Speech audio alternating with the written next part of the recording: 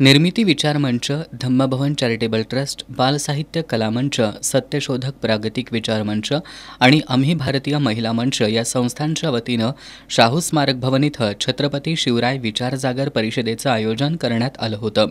यावेळी ॲडव्होकेट प्रकाश मोरे आणि संभाजी ब्रिगेडचे राज्य कार्याध्यक्ष हिंदूराव हुजरे पाटील यांना छत्रपती शिवराय विचार प्रेरणा जीवनगौरव पुरस्कार देऊन सन्मानित करण्यात आलं।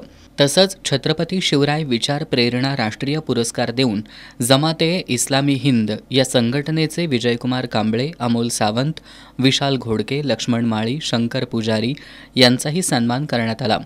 या परिषदेत बोलताना डॉक्टर अमर कांबळे यांनी छत्रपती शिवाजी महाराज यांनी मानवी कल्याणाचं राज्य निर्माण केल्याचं सांगितलं। जयंती उत्सवामधून आता उद्योग व्यवसाय आणि चांगल्या कामाची चळवळ उभी करूया असं आवाहनही त्यांनी केलं। ज्यांच्या त्यांच्या कुवतीनुसार 12 बलुतेदार म्हणून ओळखल्या जाणाऱ्यांना छत्रपती शिवाजी महाराजांनी काम दिलं।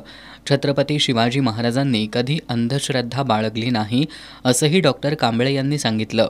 ज्याच्या त्याच्या कौशल्यानुसार त्याला काम दिलंय। मग कुणाला किल्लेदार बनवलंय, कुणाला आरमाराचा प्रमुख बनवलंय, कुणाला स्वतःचा अंगरक्षक बनवलंय, कुणाला वाटाड्या बनवलंय।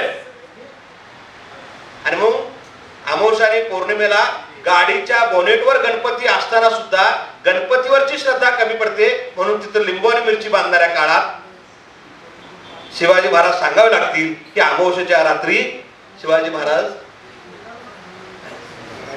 रणनीतीने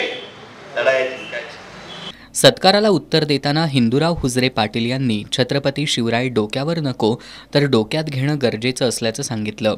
यावेळी हिंदूराव हुजरे पाटील यांनी सामाजिक कामासाठी 25,000 रुपयांची देणगी दिली। ॲडव्होकेट प्रकाश मोरे यांनी छत्रपती शिवाजी महाराज यांनी मोठ्या संघर्षातून रयतेचं राज्य उभं केल्याचं सांगितलं। पत्रकार ताज मुल्लानी, कवी लेखक अनिल म्हमाणे, सामाजिक कार्यकर्त्या नीती उराडे आदी मान्यवरांनी आपले विचार मांडले।